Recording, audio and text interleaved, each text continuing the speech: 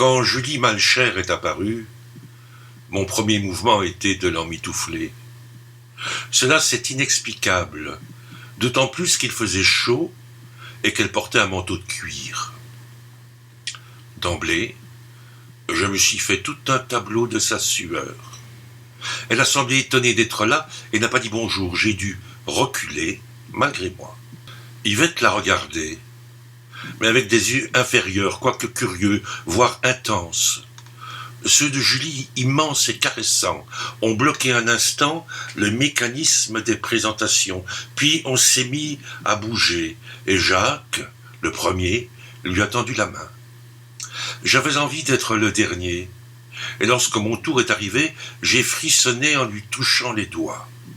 Lorsqu'elle les a retirés, une sorte de vie molle et moite a persisté dans ma main refermée. Un petit événement s'est alors produit dans ma chair. Pas une érection, non, mais un serpentement doux et en quelque sorte fiévreux. J'ai pensé à un jour J, je ne sais pourquoi. Le chef du personnel qui l'accompagnait s'est éclipsé en bredouillant un compliment ou un vœu. La beauté de Julie s'est installée tout de suite aux quatre coins de la pièce, devenue silencieuse et inutile.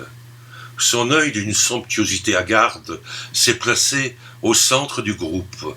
Il prenait naissance au chat, mais sans aboutir à aucune forme connue. Ses lueurs d'une eau rare semblaient tourner sur elle-même, en passant du vert au gris, puis au bleu, sous les cils sombres. C'était un fragment révulsé de la nuit, un œil d'antipiéta. Il pouvait se river indéfiniment sur je ne sais quel phallus dressé et liturgique pour ne s'en détacher que crever. Je dis tout cela, mais je maintiens qu'il est indescriptible. D'ailleurs, Jacques et Paul se sont rassis, mais pas de la même manière que d'ordinaire, comme après un redressement et un cri. Yvette s'était forcée de sourire, plutôt que de s'asseoir, elle jouait debout avec un pot de fleurs. Tout le monde a vu les cheveux de Julie, blonds, abondants et pleins d'ondes dans les reins. Et pour ma part, j'ai pensé que ce serait difficile de se pencher par-dessus son épaule sans en récolter sur la bouche. Ce ne serait pas plus mal, et si je devais les recracher, je m'y prendrais doucement, sans bruit. Enfin, elle a remué les lèvres pour dire que ça lui plaisait et qu'elle serait heureuse de nous revoir demain. En fait, elle n'avait pas l'air causant, mais sa voix était si fluide que j'ai eu le sentiment d'avoir aussi entendu autre chose. Elle s'est éteinte tout de suite après, sans que j'aie compris si ce qu'elle venait d'exprimer était une phrase déjà écoulée ou une phrase encore à venir. Le curieux, c'est que nous étions tous les quatre autour d'elle, comme dans l'attente qu'elle parlât. Elle se contentait de sourire. Je me suis aperçu que ses jambes flageolaient légèrement, qu'elle s'affaissait, pour se reprendre aussitôt dans un mouvement alternatif. En quelque sorte, elle titubait sur place, mais d'une manière, il est vrai, à peine perceptible. J'étais convaincu d'être le seul à l'avoir remarqué, ce dont j'étais assez fier. D'un doigt, je lui ai montré la machine à écrire. C'est ça. Julie s'en est approchée et a posé l'index sur la lettre U, sans hésiter. J'ai eu l'impression que ce n'était pas un hasard. Songeuse, elle y a laissé un long moment pendant lequel est montée vers moi une sorte de stridence infernale. Enfin, son doigt lisse et blanc s'est relevé et elle a tourné vers moi un regard que j'ose qualifié d'insoutenable. Je lui ai présenté une cigarette, qu'elle a saisie avec une avidité corrigée par la grâce du geste. J'étais encore plein de U lorsqu'elle a exhalé la première bouffée.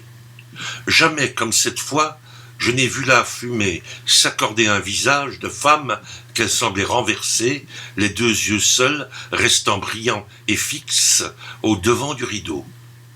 Jacques lui a indiqué comment on tapait les textes de toute science. Il a insisté sur l'importance des majuscules, des soulignements, etc. Pendant qu'il parlait, j'ai cru saisir dans le visage de Julie le suc de la distraction. Elle a baissé les yeux. On aurait dit qu'elle dormait debout. Jacques s'est arrêté au beau milieu d'une phrase.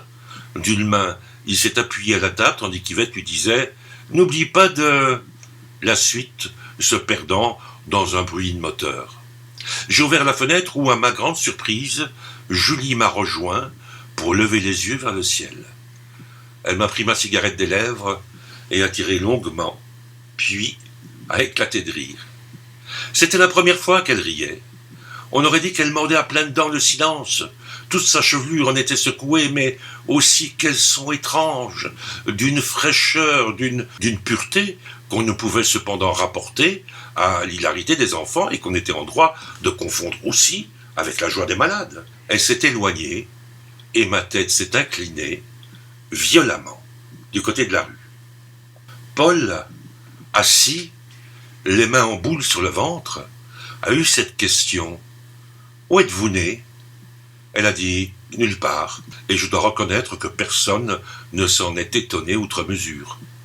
Paul a griffonné quelques mots sur une feuille. Comme elle ne commençait que le lendemain, nous n'avions plus tellement de choses à nous dire, ce qui me semblait archi faux. Enfin, sans le faire exprès, j'ai touché l'épaule d'Yvette, qui s'est ressaisie et a tendu la main à Julie, laquelle a fait le tour de la table, s'est trompée de porte, a ri, etc. Tout cela s'est fait très rapidement, dans une sorte de confusion subtile. Tout d'abord, j'ai eu peine à croire que Julie n'était plus là. Je l'ai cherché du regard, mais sur mon froc en un point précis, puis sur mon bras. Paul me tournait le dos et Jacques bourrait une pipe. Yvette était affalée sur sa chaise. La palpitation du silence m'a frappé. J'avais l'ouïe noyée. Soudain, Paul m'a apostrophé durement. « Qu'est-ce que tu as fait ?» Mais je n'avais rien fait, rien. Le ton sur lequel il avait formulé sa question insensée m'a conduit à le toiser. Mais déjà, il travaillait tête baissée. J'ai simplement constaté qu'il froissait de la main gauche une feuille de papier. Ce n'était pas bien étincelant.